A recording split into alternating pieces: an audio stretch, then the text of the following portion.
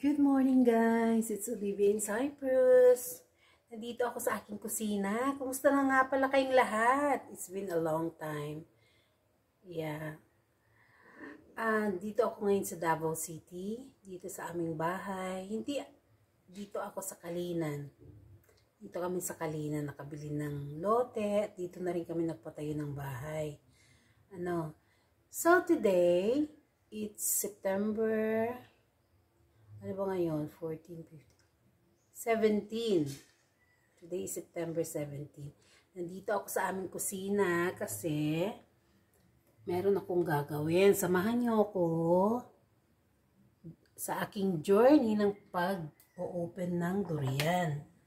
Kasi gagawa ako ng durian candy. Dadalhin ko sa Cyprus pabalik. Hindi kasi ako marunong. Ayan. Oh. Ako marunong magbukas. Pero try pa rin natin. Madali lang naman pala. Madali lang naman kasi meron siyang ganito oh. Paano ba? Ayan oh. Sign na hinog na siya. O kaya dito ka mag-opening para mabuksan mo siya. Try natin. Ayan nga pala, apat na durian ang gagawin natin. Para sa ating durian candy. Ayan o. Buksan na natin. Okay.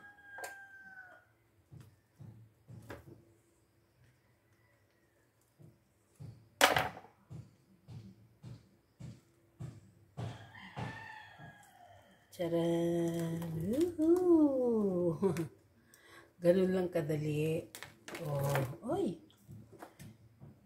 Hapon pa sana ito lutuin eh. Kaso, may mga bisita ako kahapon. Wow! Uy, daming laman.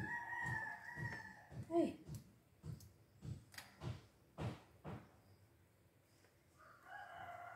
Oh, ayan, guys.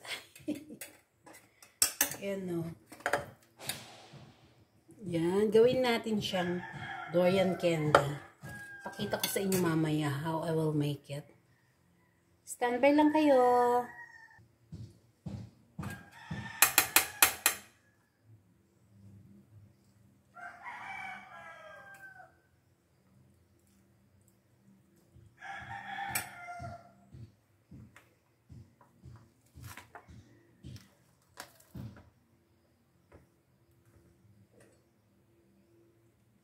Oh, ayan. Ang ating masarap na durian. Open pa natin. Ooh. Ayan. Oh, sarap. Ano to? Puyat siguro ito. Variety. Binigyan lang to sa amin.